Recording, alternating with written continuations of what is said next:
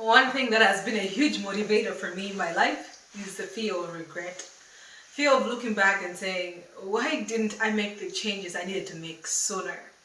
But you see, as much as that was a motivator, mistakes are how we learn and how we grow.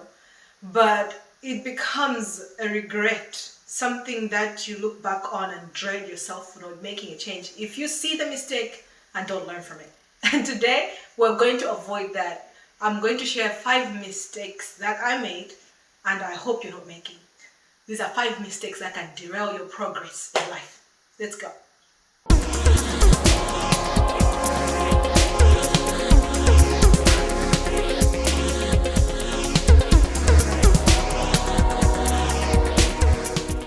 We all make mistakes, right? There's always this negative connotation that is attached to mistakes. There's a heaviness and an avoidance of it. When you are in school, you're reprimanded for making mistakes. When you're at work, you're scolded for being scolded, maybe, for making mistakes. Mistakes are just that thing that we look away from and try to avoid. However, mistakes are really how we master, how we learn. Everybody who has succeeded has made mistakes before. And so the ability to look on mistakes you have made and learn from them is what will train you for the success that you desire and the progress that you want to make in life. So today I'm sharing these 5 mistakes because I have made them and probably do make them sometimes, but I have learned from them. I hope you will identify the mistakes that you are making in your life as well, and if any of these ring a bell, and then you will course correct. Number 1 mistake, waiting on God to do things that he never said he would do. Yes, as a Christian, that is a big thing. It sounds very Christian and very religious and very spiritual when you say, I am waiting on God. But I learned over time that there are some things that God in his word has given as our responsibilities as people. And God is not about to come and do his part and do my part and do your part, do all the parts. That's not the purpose of our lives. Our purpose is to partner with God and achieve the things that he has designed us for. So all of us have abilities, gifts, life, health, joints, bones. All of us come together. All of this comes together to help us do what God wants us to do. So if you say, okay, I want to find a job, and you just sleep on your couch and say, oh God, help me, I'm waiting on God to give me a job, it's not going to work. That's an extreme example. But I see that happen a lot. When you are trying to start that business and you're not sure and you're so scared and you say, I'm waiting on God. When you know that you need to make that move, it's bold, it's going to expose you, you're afraid, and you say, I'm waiting on God. Waiting on God is good when it is appropriate. And most of the time, 80% I'm sure of the waiting I did was not on God. I called it on God, but it was really not on God. So your ability to discern and to be honest with yourself and say, am I really waiting on God? Am I really waiting, or am I just afraid? Am I really waiting, or am I doubtful? Because when you identify those differences, then you will know that action does bring clarity, and you take action where there is need for action, and you wait where there is need to wait. So ask yourself in your life, where are you waiting when you should be taking action?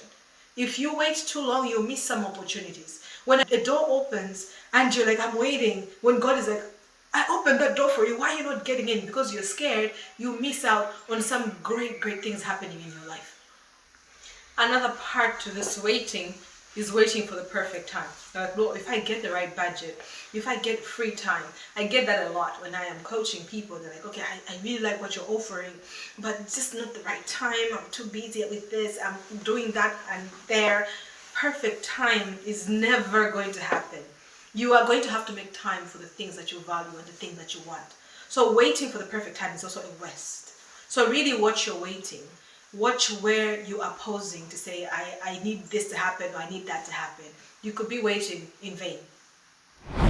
The other mistake that you could be making, which I made, is ignoring your gifts. Ignoring what you're good at.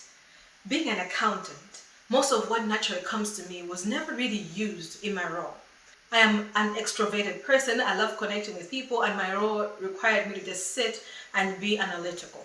And so I didn't really use my abilities. I just ignored them. I thought they were irrelevant. However, as an accountant who wants to rise high, I could use my gift of communication in so many other ways if only I had looked. So understand that whatever space you're operating in, your gifts, your talents, your skills, what you're good at, they come together to give you an edge in that area. So being an accountant who can communicate effectively would have given me an edge in that field. But because I wasn't looking at it as something that could be added, that could be utilized, then I ignored it. That means I ignored my advantage. I didn't use an advantage that was right before me.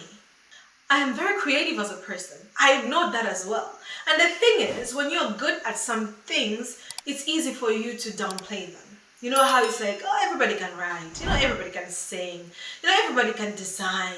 Because you're good at it, you assume that everybody can. But in actual sense, the things that you're good at can't be done by everyone. And when you use those things that you're good at in your various spaces, you become super valuable, super memorable, and it will move you forward. So don't just admire other people's gifts. It's easy for you to say, oh, that's beautiful, that's an amazing gift, that's an amazing capability, that's an amazing skill. And yet you're ignoring your very skills, your organizational skills, your ability to cook, to clean, your ability to communicate, to negotiate. I tried making some sales one time. I was selling this software, it's an accounting software, with my brother, and it was crazy. He could sell. At the end of the day, he would have talked to so many people and had made so many sales. And I was like, you know what? If he can talk to people and make sales, I can too. My goodness, was I terrible at it. Just walking into people's offices and getting a sale was not easy for me. It was easy for him though, and we downplayed it as a gift and thought everybody can do it. And we were wrong. Just because something is easy for you to do doesn't mean it's easy for everyone. And when something is easy for you to do, it's a gift. It's an advantage that you get in your space to move you forward. And this is how people become memorable. People say, oh, that person gets organized. That person is on time. That person is analytical. That person can speak effectively. That person is engaging. That person can negotiate. Every one of your gifts, when sharpened and developed, will make a big difference in your space. When you ignore that, you're just doing yourself a disservice. So identify those things you're good at. Identify your interests. Build on those and see how you can utilize them on a day-to-day basis in your various spaces. It will help you in a big way. The other mistake that I made was exalting other people's opinions. I've always been free-spirited, so I assumed that this was not a big deal for me. Till I was about to do something that people wouldn't agree with. I was about to quit my job and I was going to openly talk about my process of building a business. You see, the process of building a business was not easy. I had made so many losses, but on the cover of it, it looked really successful. And I was putting myself in a place where I knew I wanted to be open about the process.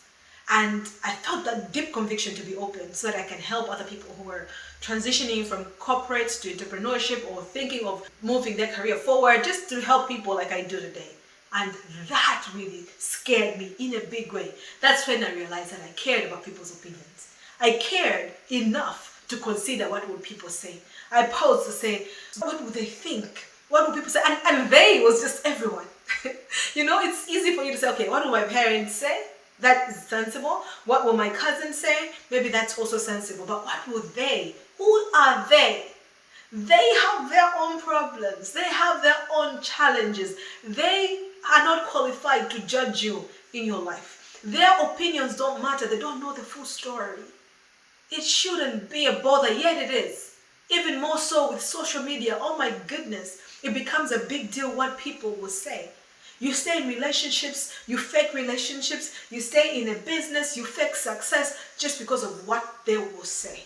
And what that does is bring a friction within yourself, a friction that repels blessings. Because you can't be one person and be another person and expect that you will succeed. No, you're double-minded. Where are you going to succeed? In the person you're pretending to be or in the person that you truly are? So when you have this congruence where you are one person, one mind, and you boldly embrace that, then you have this authenticity that allows you to connect with opportunities, that allows you to move forward. So be honest with yourself and acknowledge the fact that maybe you care too much what people say, and then start to diminish people's opinions. Not in a negative way, like, oh, people are useless or anything like that. No, but diminish their opinions to understand that as much as people have opinions on your actions, on your lack of action, on your progress in life. They do not know the whole story. They do not know what you do before you go to bed. Maybe you cry about this relationship.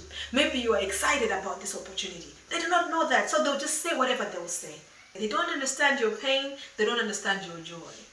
You make the decisions. Talk to God. Have your strong conviction and move forward. You will never regret that. However, you thinking they care and therefore they should be considered, that you will regret. Think of Jesus. When he was going into Jerusalem, these people were singing, hey, hey. When he was feeding thousands of people, people were celebrating him, going miles and miles looking for him. And these were the very people who were saying, crucify him, crucify him. That's how people's opinions change. And if you live by people's clap, the absence of a clap, their criticism will kill you. Don't let that be how you end. Don't let people's opinions influence you that much. This can be challenging when it's family, when it's people close to you. Still understand that no matter how much a person loves you, they are not you. They don't have the exact convictions you have. Only you are able to make some decisions that are driven by conviction, that are driven by God. So cultivate the ability to diminish people's opinions, elevate God's opinions, and your connection to God. And that should be enough for you. The next point is really connected to that as well. I'm calling it the 3 C's because when I was writing it down, the C's just kept coming. So it's comparison, competition, and complaining. Terrible mistakes. Your journey and my journey are different. We could look the same, desire the same things, but still different. We're going to different places. We have had different experiences. And therefore, there's no point in comparing. It's like saying, a shark and a lion, which one will win in a fight? My son does that. He goes on YouTube and searches these things where he's like taking a character from one movie, Sonic and Hulk. I'm like, no, Sonic and Hulk can't fight because they exist in 2 different worlds. He doesn't get it. He'll say Godzilla and the shark, who would win? He'll make them fight. He'll find somebody who's created those fights. And then he'll be like, yay, they win, this one is stronger. And I keep telling him, they exist in 2 different worlds. You can't compare. It's the same thing with you and everybody else in your life. Even the people you grew up with, in the same house, same parents, are different from you. Comparing is you taking your value away, looking down on yourself. Because how can you compare and then feel bad about falling short to a person whose journey is different from you, whose end is different from you? So you're going north, I'm going south. Why are we going to compare speed? North could be uphill, south could be downhill, and our speeds would obviously be different. There is no point. I'm trying to just tell you that there is no point comparing. There's no point competing. There's no point complaining. Who are you competing with? In what race is this? What is the end goal? If you don't have the end goal that is similar, right? Let's say you want to build a business. You want to build a business in agriculture, and it's going to be a multi-billion-dollar business in that sector. I could want to build a different business, a lifestyle brand that allows me to raise my kids and be around them, and I don't want billions. Maybe I want just a couple $1 million. We want to build businesses, but we're going different paths because we are different people. So comparison is pointless. Competition is pointless. Focus on what you offer and sharpen it and just go hard on it. Go hard and that's it. Complaining is just you not taking responsibility for your role in whatever you're supposed to do in life. Complaining is you playing a victim. So avoid it. You either do something about it, learn from it, or just move forward. There's no point saying the weather is terrible. It's such terrible weather. Oh my goodness. Why does it rain all the time? What will it change? You're just complaining and putting yourself in a negative vibe. And therefore you miss out on all the positivity that could exist in that space. So avoid these 3 C's, y'all. Avoid complaining, competition, and comparison. The last mistake is not being intentional with the company that you keep. Your circle is powerful. I love this quote that says that an eagle that spends a lot of time with chickens will soon forget to fly. There are some places that only eagles can go and chickens will not go. I'm not saying eagles are better than chickens, not even a little bit, because chickens are yummy. That's only the one I wanted to say. But aren't they yummy? At the same time, what I wanted to say is chickens have their positives. They have their whole life. They have their own purpose. Eagles are a whole different species. They have their own lives. Or you could say, oh, both are birds. That's true. But an eagle has its purpose somewhere high in the sky. A chicken has its purpose down, down low. And if you're an eagle, you'll miss out on your purpose if all you do is hang out with chickens. You will forget to fly. Okay, so be mindful of the people you're spending time with, online and offline. These WhatsApp groups that you're on, these social media groups that you're on, these people you call and hang out with, what are they about? 3 character traits that they have that you admire. What are they? Be intentional. Don't just say, well, we come from the same village or we come from the same hood. Yo, we work together. Okay. I'm not saying don't talk to people, but when you start spending time with people, they will rub off on you. And if you don't like their habits, if you don't like what they stand for, if you don't like what they're about, and you're spending so much time with them, bonding with them, you will carry those habits and they'll slow you down in your life. So this is a really powerful thing.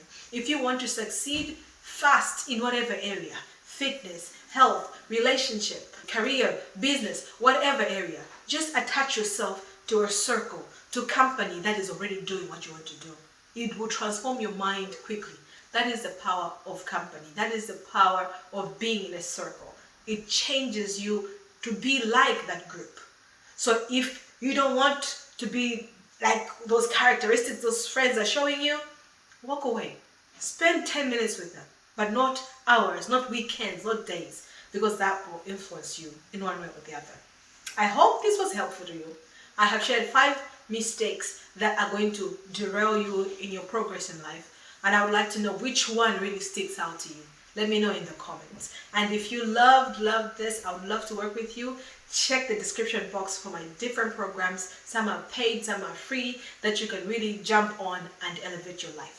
And if you enjoyed being with me here, I would love to connect with you across social media platforms. So get in touch. My name is Mavis Tandizokanjaza. I show up here every week though, and you can reach me on any social media platform. I always love to connect.